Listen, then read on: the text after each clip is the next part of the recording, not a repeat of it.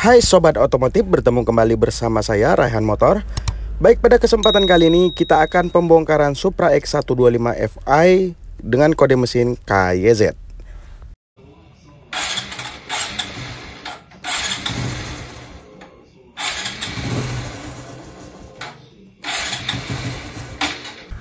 Oke, seperti yang kalian dengar sendiri, motor ini sudah susah menyala dan kemudian tidak mau stasioner. Ya, seperti biasa, itu merupakan penyakit dari Supra X125 Fi yang Helmin Fi-nya juga, dan kemudian yang Revo Fi-nya, Vario, Beat, dan Beat KOJ untuk generasi terbaru. Oke, di sini langsung saja kita melakukan pembongkaran. Nah, di bagian sini sudah kelihatan ya. Ini sepertinya sering telat oli sih. Dari getahnya itu warna coklat kekecapan. Nah, di sini juga o-ringnya itu bocor. Waduh, sumpah parah banget. Yang tentunya ini menjadi apa ya? Menjadi kendala yang mana oli selalu berkurang tentunya. Oke, di sini kita akan membuka block headnya. Nah, pastikan kawan-kawan untuk pembukaan block head ini diperhatikan ya, yang mana ring tembaga warna merah dan yang mana ring putih aluminium. Itu di bagian kanan atas itu tembaga warna merah. Dikarenakan apa? Di situ merupakan jalur oli sehingga tidak boleh tertukar ya. Saya sering banget ya menemukan itu pembongkaran motor apa saja itu ringnya kebalik-balik. Yang tapak yang harusnya ke dalam itu keluar, dan kemudian tapak yang luar malah ke dalam. Bahkan yang si warna merah itu sembarang gitu memasukkan, itu nggak boleh. Oke, kita buka dulu. Nah, ini nanti kita akan bersihkan, melakukan pembersihan itu mungkin dengan step by step yang seperti saya tunjukin di video sebelumnya. Saya pernah share itu di short. Oke, nah di sini hanya kendalanya itu hanya di kebocoran kompresi.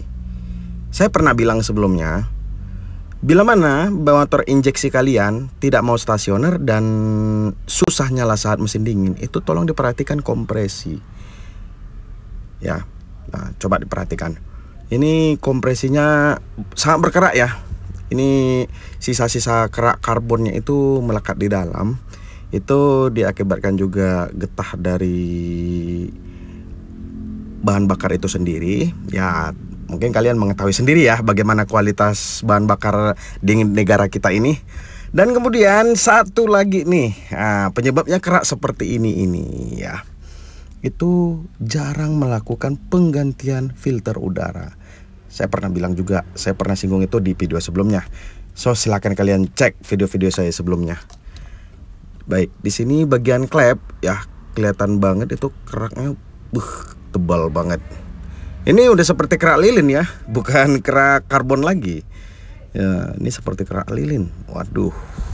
Oke, langsung saja tidak berlama-lama kita langsung melakukan skir klep. Sudah pembongkaran, kenapa tidak melakukan penggantian seating dan klep sekalian? Tapi perlu kawan-kawan ketahui, bila mana ini masih bawaan motor, ya penggunaan tidak di luar batas juga gitu, tidak terlalu maksa banget, itu klepnya itu masih bagus.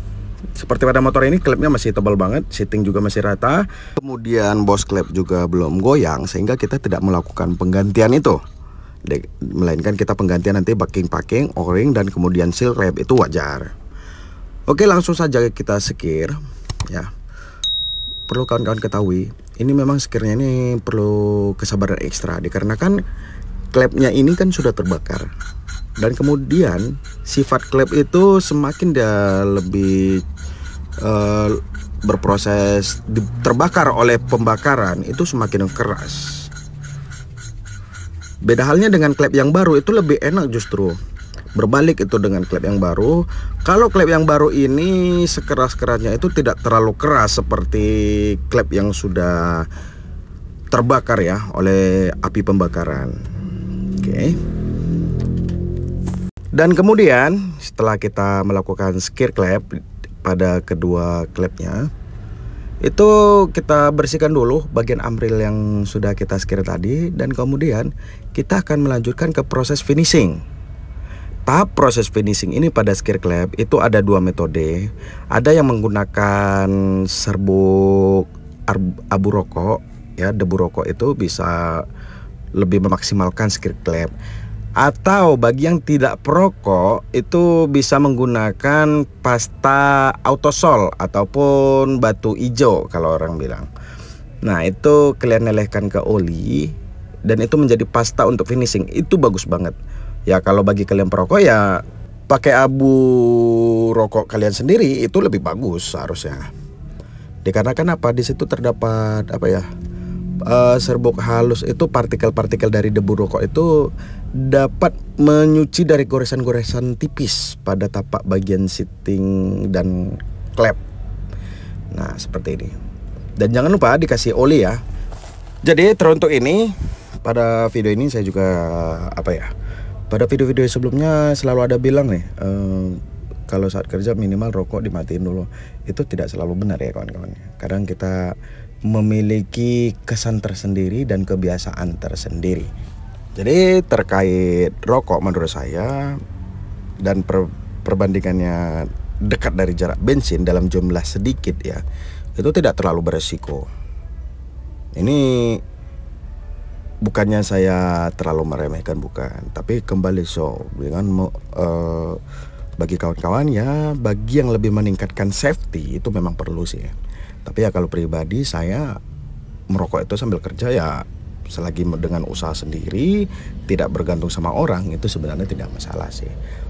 Kecuali bengkel itu sudah menerapkan SOP.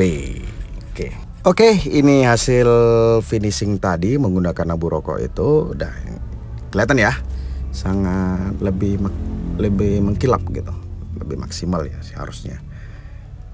Ini patokan pada klep dan seating yang apabila sudah duduk ya, mungkin kalian dari tadi juga mendengarkan dari suara sekiran klep itu antara yang masih kasar sama halus itu beda. Nah, ini hasilnya ya kawan-kawan ya. Klepnya itu lebih mengkilap warna seperti titanium gitu. Oke, selanjutnya kita akan lanjut ke tahap pemasangan. Sebelum kita melakukan pemasangan, pastikan posisi pada magnet itu mengarah ke garis T atau top pada bagian magnet. Artinya, garis dari T yang di bagian magnet ini itu dalam arti posisi piston sudah tepat berada pada titik mati atas atau mentok nih. Posisi mentok apabila kita geser sedikit mundur ke belakang atau maju ke depan, ya piston memundur kembali ke TMB atau titik mati bawah.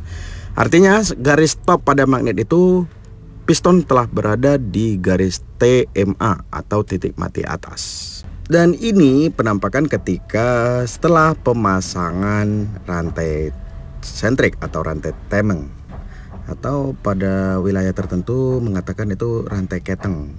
Nah, pada titik di bagian titik sentrik atas itu terdapat titik bulat jendulan, atau beberapa motor itu ada garis juga sih, untuk terutama Yamaha itu sejajar dengan head. Berhubung sudah selesai, kita tes untuk menyalakan.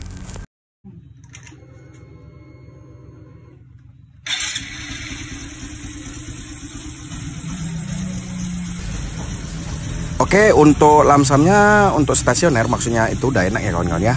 Selanjutnya kita tinggal setting pada bagian injeksi. Oke, terima kasih yang buat menonton sampai selesai. See you to next video.